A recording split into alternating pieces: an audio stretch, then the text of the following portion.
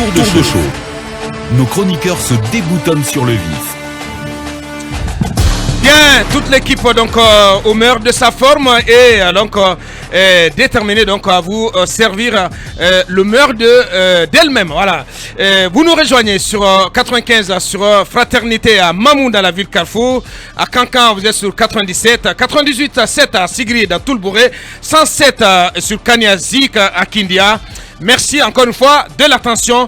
Mohamed Zemourkaba, bonjour. Bonjour le faiseur de roi, bonjour aux auditeurs, bonjour aux téléspectateurs et bonjour à la paisible population de Dubreka. Toute l'aventure chez moi a commencé par Dubreka. Bien. Il faut que je sois... Dubreka qui va être bientôt effacé de la carte. Et pourquoi? Oui, parce que ça va être le grand Conakry tout simplement. Non, mais Dubreka va exister, Conakry... Très bien. Koya va exister. Koya va être biffé, tout comme Dubreka. On attend de voir. Bien. Et bonjour aussi aux habitants de Kamsa. Je vous l'apprends déjà. Non, mais merci pour le scoop. Voilà. Et merci aux habitants de Kamsa, plus précisément, au petit village de Tagbé. Très bien. Tagbé, c'est le village de l'ex-première dame Ariette Conté et du général Mathieu Bangoura. Aujourd'hui, Tagbé manque de tout.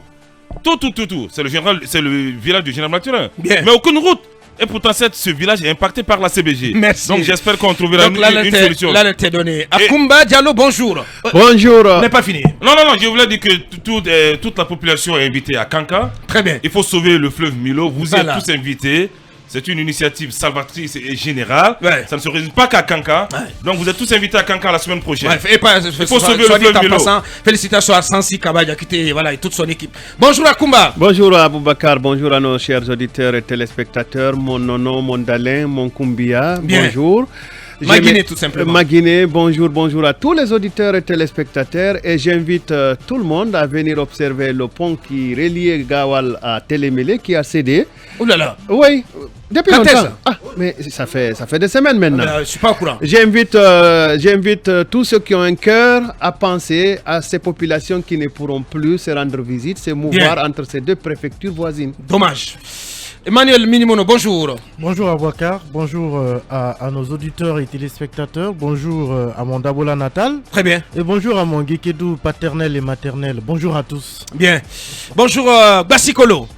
Bonjour Abakar, bonjour à toutes et tous, bonjour à Bassikolo, Bien. bonjour aux différents grands marchés du pays, notamment Kissidougou, Madina, Taouya, Niger où nous sommes suivis. Ouais. Bonjour à Samaya, à Koba, à Bouramaya, à Wassou et à Djagissa. Bien. Là, on a deux crânes totalement rasés sur ce plateau ce matin. Voilà. Allez. L'enfant de Koumi, bonjour. Bonjour le juste et bonjour à tous. Bonjour l'enfant du triangle NKK. Bonjour l'influenceur, bonjour à Nyonso Mouridou, bonjour à Koin, bonjour à Komodo.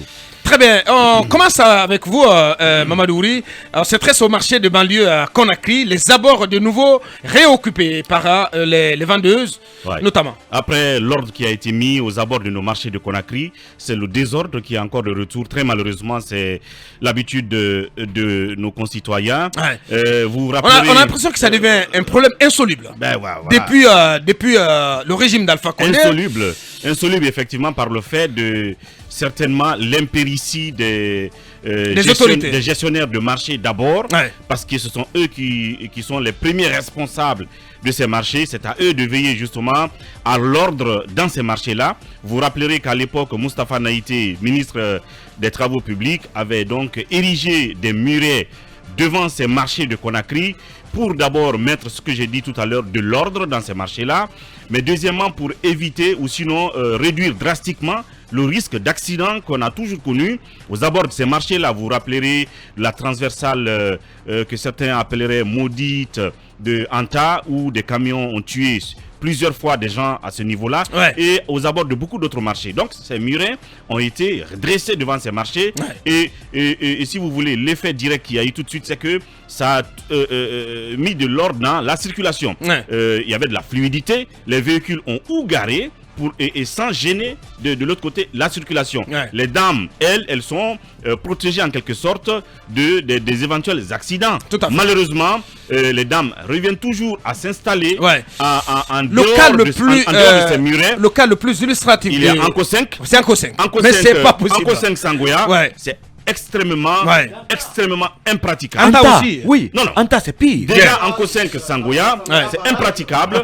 Vous ne L'illustration la plus dramatique de cette situation, c'est vraiment Kosenk. Non, Le marché d'Ankosenk. Non, le marché d'Ankosenk, on ne peut plus se demander où garer. C'est même comment circuler en fait. Parce que ce que les bonnes dames ont fait, c'est qu'elles ont sauté le muret qui a été posé par Moussa Fanaïté justement, pour s'installer en pleine chaussée. Sur la chaussée.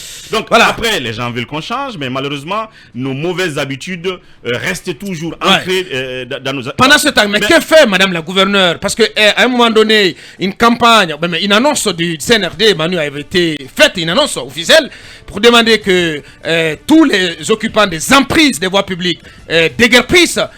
Et à la suite, je crois qu'une opération devait être menée dans ce sens-là. Tout ça semble avoir fait pchit. Évidemment, ça semble n'avoir rien donné parce que après ces annonces et que l'on compare, on va dire, le ton musclé de cet avertissement à la réalité aujourd'hui, on peut bien se dire que rien n'a été fait parce que, comme l'a décrit tout on a envie de dire que même le CNRD devient impuissant face à cette situation. Bon, je ne sais pas s'il devient impuissant si il s'installe plutôt dans la routine de l'annonce. Ça fait des mois, Manu. Ça fait des mois que ça a été, une annonce officielle a été faite. Et puis une opération de déguerpissement devait suivre.